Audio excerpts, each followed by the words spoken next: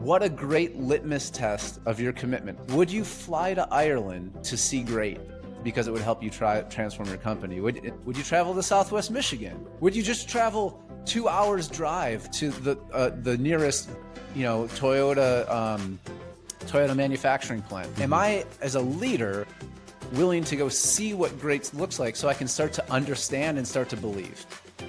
Welcome back, everybody, to another episode of the Allied Advisors Podcast, the podcast designed specifically for mid-market manufacturers looking to scale operations and improve that ever-important bottom line. Today, I am joined by Chad Bareither. There you go. Already screwed it up. Sorry. Chad Bareither with the Bareither Consulting Group. Not only is Chad the founder and the principal of the Bareither Consulting Group, he's also an author of the Improve Less improvement system. So really lucky and really fortunate to have Chad on today. Really appreciate him taking the time to come talk to us. So Chad, if you don't mind, maybe give the folks at home a little bit more detail on your background, kind of how you got into this and what you're up to these days. Cool. Yeah. Well, thanks for having me on.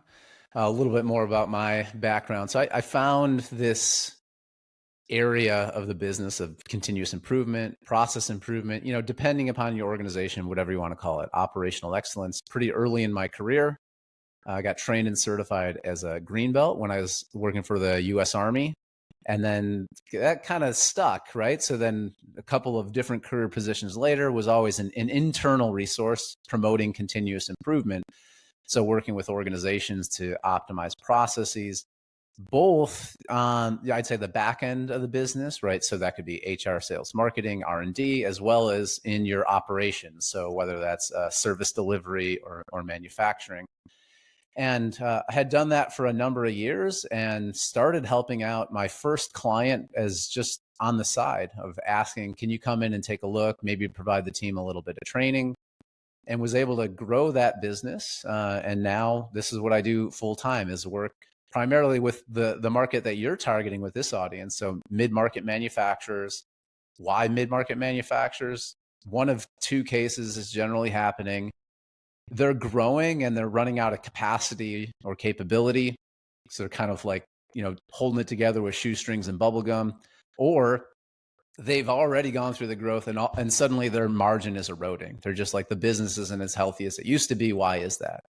And so those are really great opportunities for us to come in as a partner, right? I mean, it's consulting. I just don't really like that term. As we come in and it's implementation work, right? So we're definitely going to help align, right? Focus and align on those few opportunities to go after, and then really do the implementation work, the hard work of transforming the business operations so that you can claw back a little bit of that margin. And in the meantime, it's not about making people work harder, right? It improves people's work-life balance, makes it safer, easier to do their job and to know what to do. And we see those improved results on the back end. Yeah, one of the things that I enjoy talking to folks like you're right. I mean, you and I do the same thing, essentially. We help mid-market manufacturers improve operations, right? And very familiar with the story about, hey, we started making this widget and the widget is great. People like it. So it's sold. And now that extra capacity we used to have, we no longer have it. And we need to figure out a better way to scale these operations. So I always enjoy talking to folks that are also in the trenches doing these things, because it's just so interesting, because the problems that you see are the same problems that I see, right? I mean, it's like Groundhog Day. We see the same issues. One of the things that we talked about in the pre-meeting was, is it possible for these mid-market manufacturers with 300, 400, 500 employees to really transform their operation and become lean, right? You mentioned that you had seen it done really well in smaller companies, right? Where there's 10, 15, 20 people, but it gets exponentially harder when you try to do that across an enterprise. So, I'd love to talk a little bit more about that, kind of what you see, what the difficulties are. And then, I've had some conversations with some folks that are on the total opposite end of the spectrum, thousands of employees, and they've been able to do it successfully. So how do we bridge that gap? Yeah. So there's one thing you said in that I want to back up to. first, like the Groundhog's Day concept, because there are similar problems in organizations. But I do want to be, sympathetic to these business operators, business owners. It's like your problems are unique in that you are in a different industry, you have a different customer. So there is going to be a unique solution.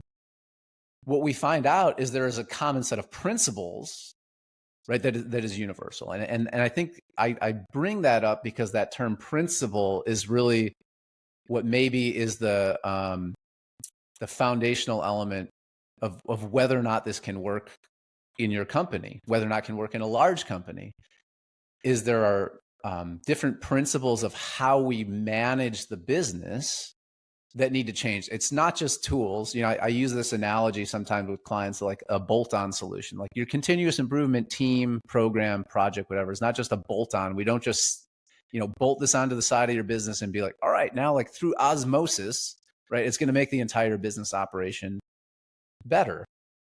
There really are some things that need to be in place. So the simple answer to the question is, can any organization transform? Is yes, it can. I brought up when we were talking, before this call, about you see it being done really well in a couple of small companies that can be more agile. I think about like what Chuck Ciccarelli did with In the Ditch Towing, what Ryan Tierney has done with Seating Matters and now with Spear and Metals, what Brian Myers in Southwest Michigan here locally is doing with his business and JCR Off-Road and their brands. That it's a smaller company, so like you can penetrate the culture faster. It also helps that is the owner and / leader that is driving the cause, but they are willing to change the way they run their business. So align it with more principle-based practices of, level loading my operations, having a mindset for Kaizen, which is like everything can and should be improved, to think about standardizing the work and the employee role and everything else like that. So those are like, you can see a lot of people maybe head nod like, yeah, that's good. The commitment to actually doing that is big, right? And I think we see this. I don't want to diminish it and say it's easier at a small company. It's not easier. It's still hard work, right? Because you as the leader, you're driving all of it. So it's still hard work. It's just maybe there's the ability to be more agile, so the transformation doesn't take as long. Right? So maybe that's the only thing that you see is like, am I committed to the long duration of making these principal changes in the way I manage my business? I don't know if I'm rambling off topic, but anything to add on that? No, I do. I mean, so I want to go back to one thing. When we talk about those smaller companies being more successful with the transformation, not that it's easier, but I think there is two things that those smaller companies have that successful companies, regardless of the size, also have. They have committed leadership, right? That understand the shop floor processes, and they understand or are committed to at least understanding these lean principles that we talk about, right? Commitment to Kaizen, commitment to working according to a standard. Recently I spoke to Mr. Winfried Rockensteiner with Bosch Powertrain Solutions. So he is the global vice president of logistics for Bosch Powertrain Solutions. The man has thousands of people that work underneath him. He's responsible for setting the vision for logistics world on a global scale for Bosch Powertrain, and then following up with the individual plants to track their progress in working towards that vision. And he said something that I thought was very interesting. He said, if you're going to be a leader, you've got to be with the people. You've got to be on the shop floor. You've got to be seen to be leading. You can't do that from the office. You got to be out there in it. And I think, to me, that is, if there was one thing that I had to point to and say, if you don't do anything else, if you have a committed leader who is on the shop floor and really believes in this stuff and is really promoting it, that is the single thing you must have to be successful with any transformation, lean, digital, whatever. What do you think of that? Yeah, so, and to be able to believe in something, you have to understand it. I think I'd make that argument. So some of these leaders, if you're looking at Bosch Powertrain Logistics, I'm making the assumption in that analogy that the leader understands these principles that we're talking about. Standardizing the work, level loading the demand, having a Kaizen mindset of like a healthy dissatisfaction with the way we're currently doing business, that everything can and should be improved. If he understands that, and then he can reinforce that in the team, that's great. So they need to believe it. I think the second thing is we need to take people through these journeys. So then it's the leader's job to take those next level leaders, all the way to the front line through this journey between, first I need to understand it, then I need to believe in it, then I need to know. And that gap between believing and knowing, I do think it was a podcast I listened to with Chuck Ciccarelli that talked about that, of like, I've seen the results. Once you've seen the results, so I'm assuming this leader that you mentioned, I can't remember his name already, that he's seen it transform a business before. So it's not just like, I think this is going to work, I hope this works, this is this quarter's strategic plan. It's like, no, I know this is going to get us the solution that we want. So I'm not compromising in the commitment to this transformation of the business. We will level our production loads. We will standardize the work, because I know, I don't just believe, I don't just think, I don't just hope, I know it's going to transform the business. And I think maybe that's just the thing where you can see these, maybe that's the difference. And these smaller companies, it started out as a passion project maybe, right? So they're still really passionate about their business and they want it to succeed. And then they see this opportunity to make it more successful. And they're all, I'm in 110%. So to have that leader that knows, well, understands, believes, and then knows that it's going to work, and then being present to coach and nurture their next level leaders and folks through the process is important. What that does imply is that there is some change management that I, as the leader, so holding the mirror up to myself, is like, I can't just say, go do lean. Okay, operations team, that's your job. Let me know what the results are. It's like, I need to transform my own thinking, my own mindset, my own understanding first. Yeah. You guys are saying the exact same thing. Episode comes out in 2 weeks. Hope you listen to it. But yeah, you guys are saying the exact same thing. I've said this to him, and I'll say it to you.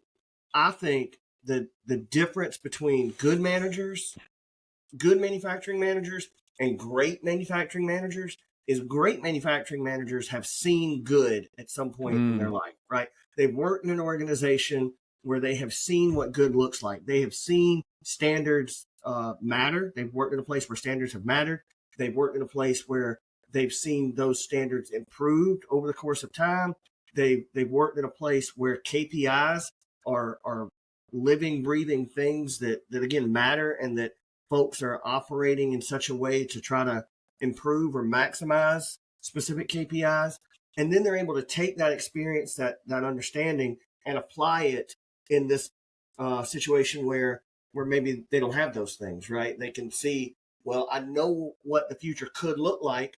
What do I need to do to get there? And then they can start taking those steps towards doing that. What are your thoughts on that? Do you agree? And then maybe if you're a mid-market manufacturing manager that, just being honest, you haven't seen that, you haven't had that experience, how do you fill in those gaps?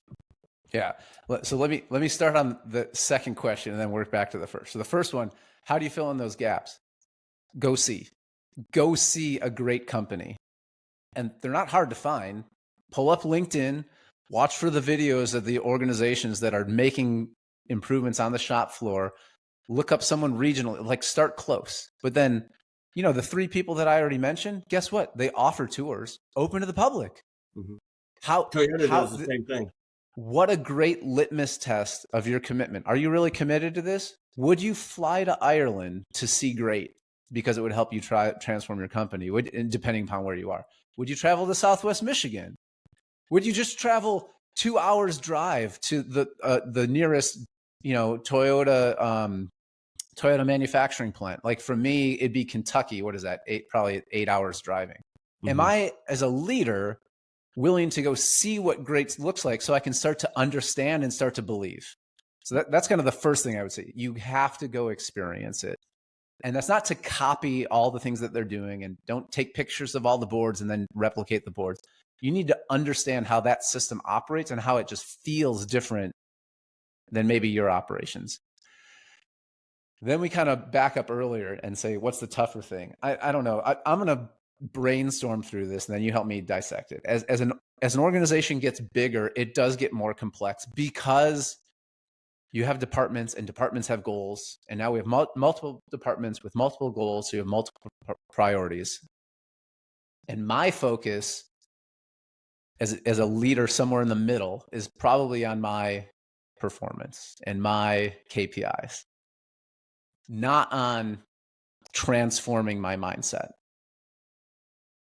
And so how do we as a leader get to this, that understand, then believe, then know of like, when I get to the belief of like, I'm going to make this investment in transforming because I believe it's going to get me the results I want, rather than like, how committed can I be to changing my system, to introducing something as simple as 5S and then a morning startup 3S routine and a morning meeting, where that's 45 minutes of productive time, Chad. You're asking me to give up 7.5 hours of production a week, whatever the number adds up to. Like, I'm not doing that. Okay, then it seems like you don't believe in it yet. But like, what would you need a leader to do to commit to that type of change and see that the results will come versus trust what they already know, right? So I already have done this other thing before. We've cut experienced talent and we've hired a new talent to reduce labor costs. Okay, whatever. We've tried to reduce overtime because it's labor costs, or in the reverse, we've cut staff and we've increased overtime because it has a better financial look. Like, these leaders are going to go what they have seen work in the past, unless you give them like new eyes to see. So back to go see something different.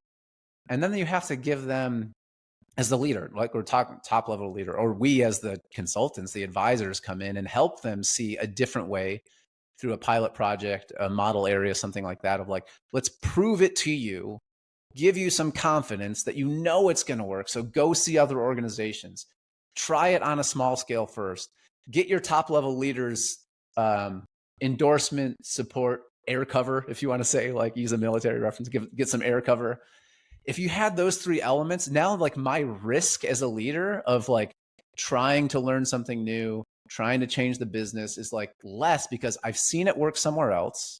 I have management support, and I have someone who actually knows what the hell they're doing to help me out. Yeah, no, I mean, you said a lot there that it's hard hosting a podcast because I know I'm supposed to let you speak, but the whole time I'm like on the edge of my seat wanting to jump in, like, yeah. Anyway, yeah. Number one, we didn't mention it, but appreciate your service. I have a brother-in-law that's also Army, and I think a lot of people don't realize that the Army is probably one of the best examples of lean. They don't do anything without a written standard for it. So that actually might not be a bad spot to go benchmark. But going back to your point, you're right. There's all these organizations that do lean really well. Toyota, you can go and tour a Toyota plant. They will show you their systems. And, the way that was always explained to me is the reason they'll do that is because lean is a journey. It takes time and experience to master, and they know that you're never going to catch them. You're never going to be as lean as they are because they've got a 80-year head start at this point, right?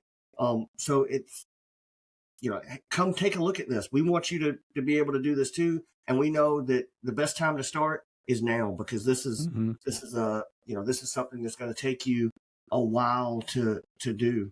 One of the things that we talk about, or at least that I talk about a lot in my consulting business is, there's three things that I really want to get folks understanding and excited about. Number one is standards.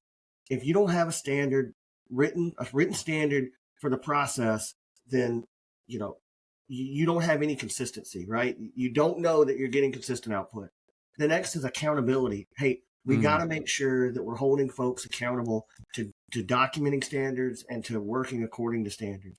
And then the third thing is Kaizen, right? Hey, once we have these standards, once we're holding each other accountable to operating in accordance with these standards, we got to be focused on how do we make them better every day, right? And little improvements, not big home runs. I think the first thing people can get behind right? We need to document this. We need to write it down. And the third thing people can get behind, we need to make improvements. But I find in my business that number two, that accountability piece is really hard. It's really hard for folks to want to push that because, nobody wants to be, the that caricature of the overbearing boss. Nobody wants to be the jerk. How do you think organizations conquer that? How should we approach that? How do we handle that accountability piece? You're smiling, so I'm assuming you got a good answer coming for me. No, it's because I don't know. Like when you said how do you solve it? It's like, oh man, like solve.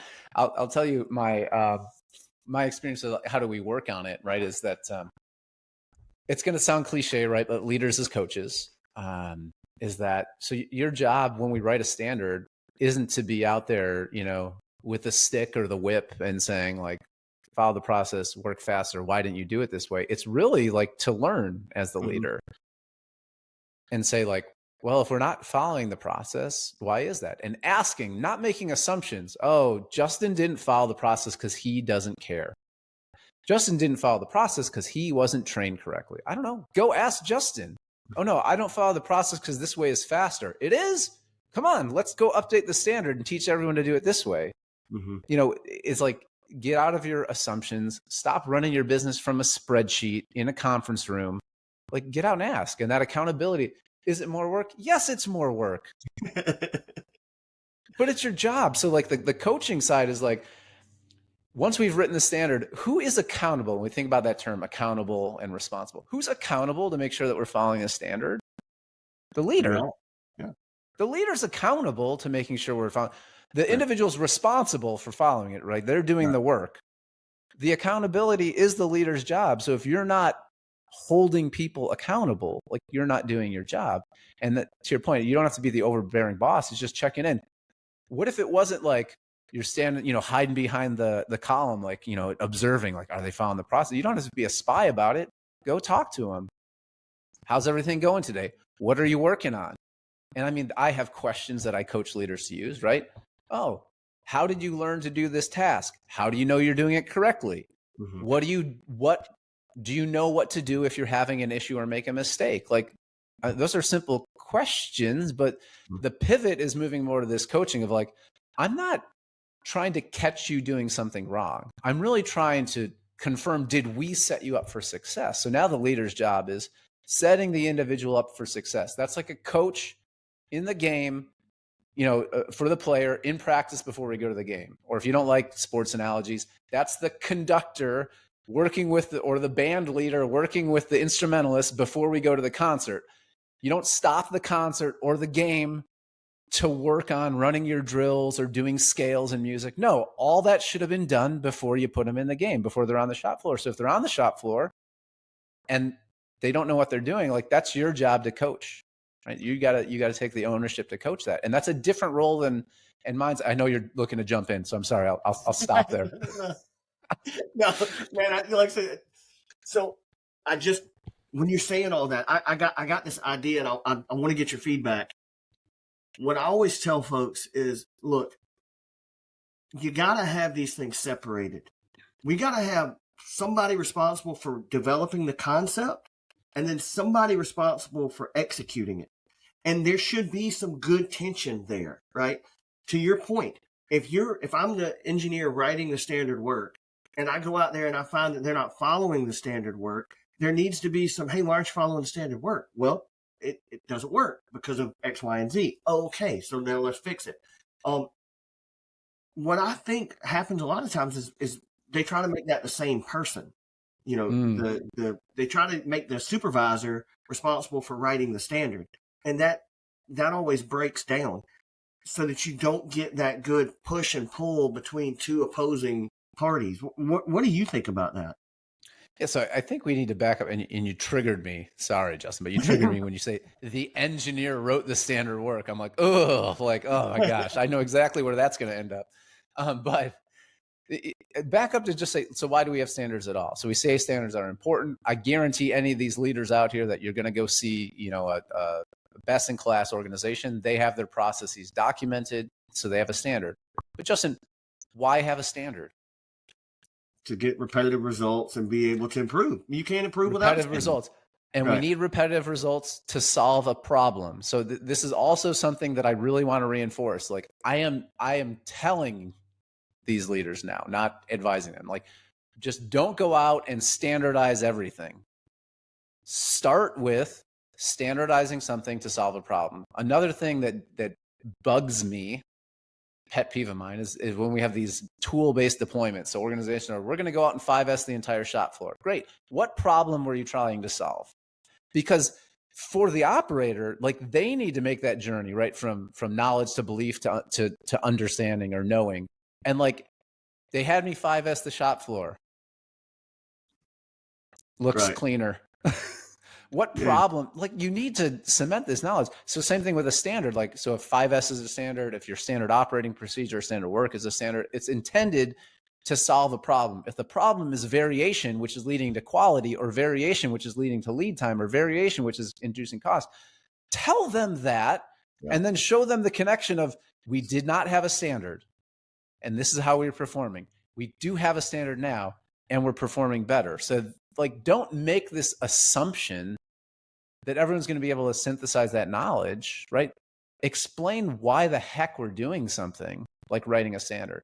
And then if we're going to have the operator, I know we're very manufacturing centric now, but and you're going to have your engineer write it, fine, write it with the operator. Like go down line side, document it with them, have feedback, observe the process. Like it's not just my task was to write standard work. So I wrote my standard work, emailed it to the supervisor, and now standard work is done. Not the way to do it. But 100% agree with that. And that wasn't what I meant was there needs to be some push and pull there, right? Because if I put it on the operator to draft standard work based on his process, it'll never get written because his priority is always going to be to produce parts, right? To get parts out the door. That's what leadership really cares about with an operator is, did you produce? With the engineer, though, hey, where are my standards? Are they capable of being executed safely, efficiently? And are we doing it? And if the answer is no, then Mr. Engineer, why? Right? You need to go, to your point, you need to go talk to that operator and figure out what the issue is. So I don't mean, when I say it like that, I don't mean that a good engineer shouldn't write that in a back room somewhere, obviously. Yeah. They should be out on the shop floor working in conjunction with the operator. But there has to be a difference. There has to be a delineation between areas of responsibility is my point. Yeah. And so so I agree. And I wasn't trying to catch you up in that. Just when you said it, it triggered me. And, connecting it to the why is also, this is the leader's job, right? So why are we doing this at all? Right. So communicate that with the team, what we're trying to accomplish, what results we expect to see, because the other thing is, like, maybe you as the leader and the operator have a different view of what the problem even is. Like, well, then how are we going to agree on what the solution is? Right. So yes, so this kind of comes back to what's the role of the leader instead of like the overbearing, whipping into submission, creating robots out of people, is really knowledge sharing and engaging. And I know a lot of this sounds like buzzwords, and hopefully your listeners haven't tuned out yet, but like, I'm telling you, it works. Right. And go and see these organizations. And I'm going to pause here again. Like, if you're thinking about you're listening to this podcast right now, you're thinking about doing this, like, don't think anymore. Like, pause the podcast, find someone to go tour and go see for yourself, right? You have to have some bias for action, not like, well, I'll just learn a little bit more before I go see this company. Oh, maybe I'll do that. Maybe I'll listen to 6 more podcasts. Like, if you're listening to this right now, go find someone to benchmark and see for yourself. Make that first journey of understanding and then believing, and then work somewhere in your organization. Then when you bring it back to your organization, aligning with the team of like, fine, start somewhere small in a problem area. This is the approach I love. Right? So two options for your team. Like, let's get very tactical now. So how do you start? Once you have a little bit of understanding and belief, either start with a problem area. So maybe shipping is your problem area. Maybe final assembly is your problem area. Maybe paint, powder coat, whatever. Great. Get that team together and be like, it's not the team's fault, right? So they got to, hey, this is how we're performing. I want to work with you to figure out how we make this process better. these are the tools tools and principles we're going to bring in to try to do it. This is what we expect to see for results. And then like, you don't have to tell them the solution, like work through it with them. Yeah. So the one thing is like work in a problem area. The other thing I've seen organizations do is work in a common area. So this could be supplies, could be break room, right? Like show them what good looks like. I personally prefer the first one rather than common areas like break rooms, front office, whatever. Is like, let's fix a production problem and show you it's not just about cleaning the floor or putting our tools into foam cutout, shadow boards. It's like, those are artifacts of the excellence that we expect, the standards of operation that we expect that are going to yield the results of better quality, shorter lead time, lower cost. I had a similar experience helping clients do plan for every part, right? The PFEP. It seems like every time we put, hey, we're going to implement a PFEP for this area. About 3 weeks in, once they've started putting together the document, I always look at them. I'm like, well, guys, a plan for what? What are we trying to do with this document, right? I mean, if you're just trying to assemble every piece of information that's possible for this particular component, well, I guess you're successful, but what are we doing with this thing, right? What are we trying to use? It's a tool to accomplish a task or to accomplish a goal.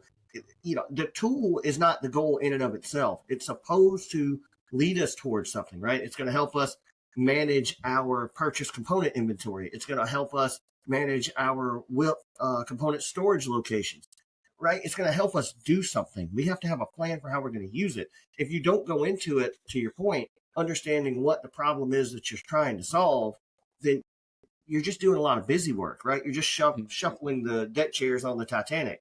We got to go into it with the end in mind. So yeah, I 100% agree with you. But I do think there does come a point in some of these things. I was talking about this with Meg Lanza. Meg and I worked together at Bosch back in the day, and Meg, I have the utmost respect for Meg. Love Meg. One of my go-to people when it comes to lean. But what we talked about was there's a percentage of every team, especially when you're starting out this lean transformation, that just isn't going to get on board, right? That percentage is small, but that percentage is there. And, how do you approach that? What's your thoughts on that? Okay. So in a lot of these questions, it's complex. So I just like to simplify. Let's start with a simple model and then build off that. So you have two options, right? You coach and develop them, or you help them be successful somewhere else. Yeah. So in either case, what's the common thread between either of those cases is back to what we started on, is standards. Yep. So we say, look, this is the maybe if you're early in your journey, this is the standard. But if it's a change, right, we're making a transformation of the company. Look, this is the journey that we're starting out on. And this is what we need from you as a team member to do. So you can either be on board with this and we're going to help you get there, right? Or you can self-select out. I wish there was a better way to put that, is like, you either as the leader need to develop that individual, or you need to make them see this is not a right fit for them. Now, the nuance is like, as a leader, knowing which one is which. And I can't choose that for you. But the reality is, once we get back to some of those common principles, right? Level loading our production, developing clear standards and expectations, and having a Kaizen mindset, which, by the way, are the 3 words you'll find in the foundation of the Toyota production system.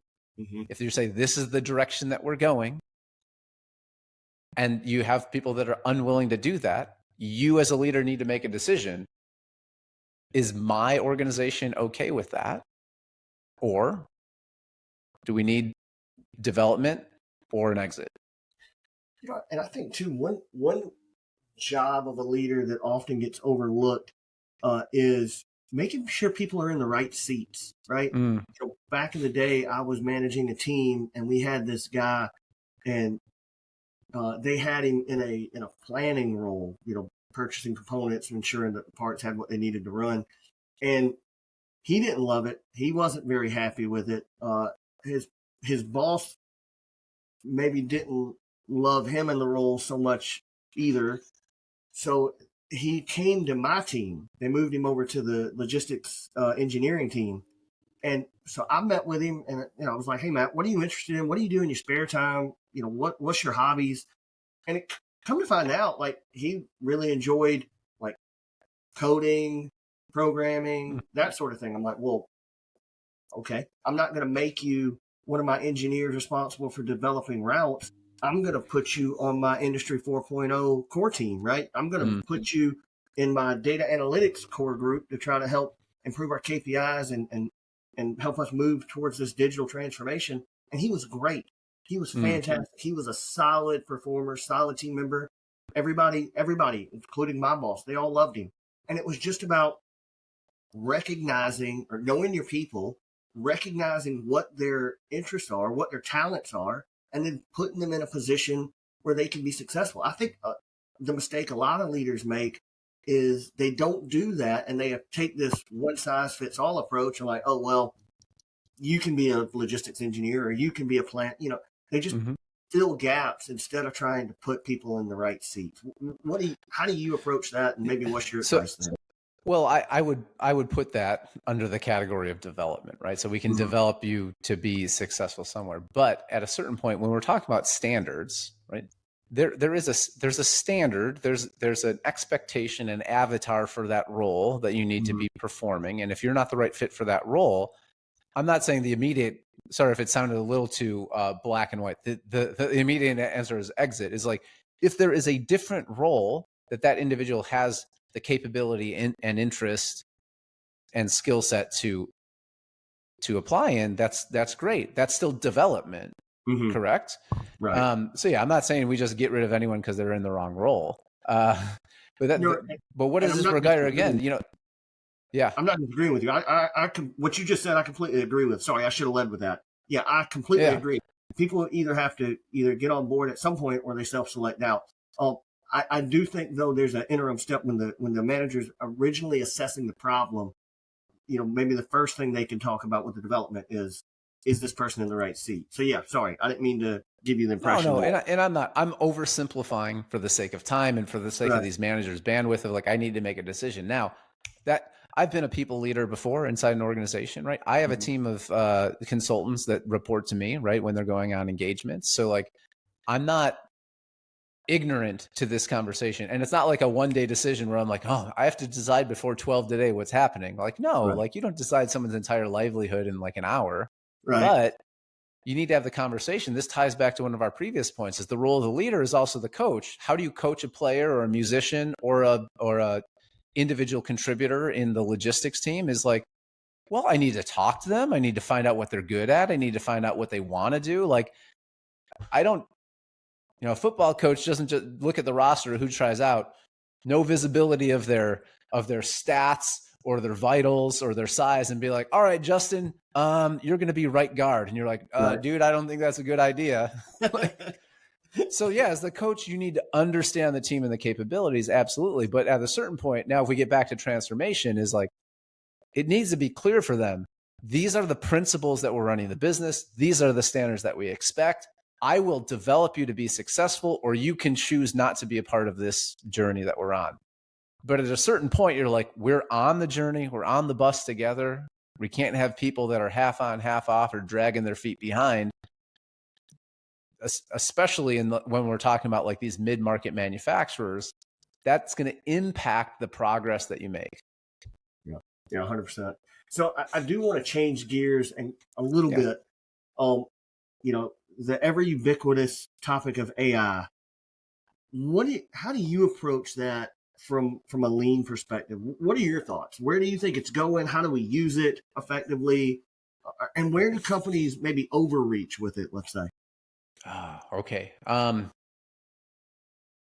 Let's start out in the middle. Like, how do we use it effectively? I don't think a lot of people use it effectively. I think a lot of people use it, but there's you can find case studies in the news. Like there was a lawyer, right, who developed a case, and it cited fictitious cases in his briefing, because like if you don't actually have the depth of knowledge to understand what it's generating or to prompt AI correctly, Like who knows what the output, you need to be smart enough to know if the output's good, right? So I'm looking, I'm just saying personally, right? I'm looking at AI currently as more of a productivity hack, right? That we have. So it makes a lot of routine tasks that I have, even internal to my own company, faster, right? So generating content, but it's generating content that I still have to review, or generating content based upon stuff that I feed it with, right? Information, past case studies, blog posts, et cetera. So I know what it's synthesizing in terms of the result. So the first thing I think is when you say effectively, it's like, well, we need to understand what are we expecting AI to help us do? I think it's very good at making repetitive tasks more efficient, right? Mm-hmm. Or aiding as a brainstorming idea generation, which then we still need to take and run with that eventually. I think where I see some organizations, I have seen organizations make a mistake, is where they have like initiatives of like, okay, this is our digital transformation initiative. And I go back to, I say, to solve what problem? Like if we think about AI and digital workflows and data optimization, right, as tools, I still go back to say, well, what tool are we trying to help it solve? Like just having everyone run off and say, well, the executive said everyone needs an AI goal on their performance plan this year, is like people are just going to throw AI at the next problem that comes up. Yeah. So that's kind of the misstep I use when I say, are we using it effectively and are we making missteps? Is really being thoughtful of, it is another tool.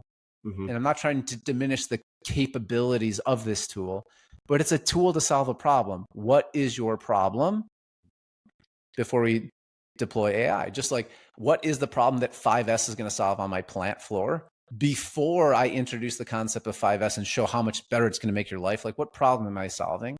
And I would say the same thing for AI within your organization. What is the problem? We're trying to grow, invest in business development. Okay, so what are we using AI? The problem that we have is we don't have the knowledge or a big enough marketing team. Great. Large language models like ChatGPT could be a great tool to help you augment your workforce and become more effective. We can also use AI, and you could train it on data and standards that you have within the plant. Maybe it helps you write the first generation of standard work because you're going to use like products, and it's just more efficient to get something on paper that we can redline. Like I don't consider myself an AI expert by any stretch of the imagination, but that's where I say, like, I'm using it in my own company is for efficiency gain and repetitive tasks. And then I think organizations need to be thinking about what's the problem I'm trying to solve, not just like deploy AI because everyone's talking about it. Yeah, I 100% agree. And I actually, I had the conversation with my friend who's an AI consultant, and he said the same thing. AI is meant to augment our performance. It's not going to replace us, right? You still need to have that human in the loop to review what AI has output and determine what part of it's correct, where it needs to be, brought back into alignment, corrected. So I see it the same way. I think it's going to allow us to do more with our existing resources, take on new business, take on new product lines, without having to necessarily add headcount, which is a good thing, especially in developing countries where you've got a population that's getting older, birth rates are still low. So we need to be more efficient with the headcount that we do have. So it's a good thing for that. But I don't see it, at least not yet, as, I'm going to go eliminate all my marketing folks, and now we're going to have Grok do marketing, right? I mean, that's not what AI is yet. Right? And maybe it gets to that, but it's not where it's at right now as of October the 8th, 2025. Right. Well, and I mean, the same thing can be said with like automation and robotics in operations, right? There was this fear when people were bringing in more automation. You mentioned before, like Industry 4.0, whenever it's going to eliminate jobs. It's like, I know organizations where it's freeing up capacity so I can do more value added work. So now maybe we take that experienced operator and they work on product development. Mm-hmm. Absolutely. Maybe they work on customer support. Maybe we expand and we have a service offering of a repair service, which a robot cannot yet, like diagnose and perform discrete repairs based upon knowledge of the product. Right. So like this perception that like AI is going to replace versus augment is a similar view we had of like in manufacturing, like discrete manufacturing, that like robotics was going to replace the workforce. It's like, well, no, not exactly. It Right. augments what we already have working, and there's certain things it's good at. Repetitive tasks. Robots really struggle with, same thing as AI, with like diverse, changing, vague instructions, Mm-hmm. right? Any AI course that's worth its salt will tell you the more specific the prompt, the better the result. The same thing with a robot. And so I think there's a lot of chatter in the industry right now. So it can be the unknown can be, the uncertainty can be unnerving. Mm-hmm. I would, I'm kind of thinking this top of my head now. I would say the same thing we talked about, like making your lean journey. Like, go see someone who's good at it. You have no idea what to go ask someone who's using it, Right. what they're using it for. Right. Yeah, 100%, 100%. Well, Chad, again, man, I really appreciate you taking the time to come on the show. This has been a lot of fun. I feel like we're both kind of passionate guys about this thing. So being able to bounce ideas and trigger one another has been a good time. Hopefully I can have you on somewhere down the line and we can do this again, because I really have enjoyed this conversation. And thanks again for making the time. You bet. It would be fun in the future, because maybe some of this sounds a little bit abstract, to like walk through like a case study. Like, let's talk about something real that happened, like show people this. But before then, I told people to stop listening halfway through. Sorry. But if they made it this far, I urge you again, like, you're interested in learning more, like, go see, like, block out a Thursday, Tuesday. I don't, it doesn't matter. Find what, like, make the leadership commitment. Just go see for yourself to understand and believe a little bit that transforming my operations into some of this mindset will actually improve performance. And like, that's an easy first step you can do as a leadership commitment into this journey. Yeah, absolutely. I agree with you. You've got to go see it. Seeing is believing. If you haven't seen a mature lean organization, and before you close out, like, I'll even invite them. So like, reach out to Justin or reach out to myself. You're like, I'm in such and such industry in such and such area of the country, need someone to go see. I either know someone or I know someone who knows someone. Absolutely. We'll find you somewhere to go see what great looks like. Absolutely. Absolutely. Couldn't agree more. And like I said, Chad, really, really, really, really, really appreciate the time. Thanks. Thanks so much.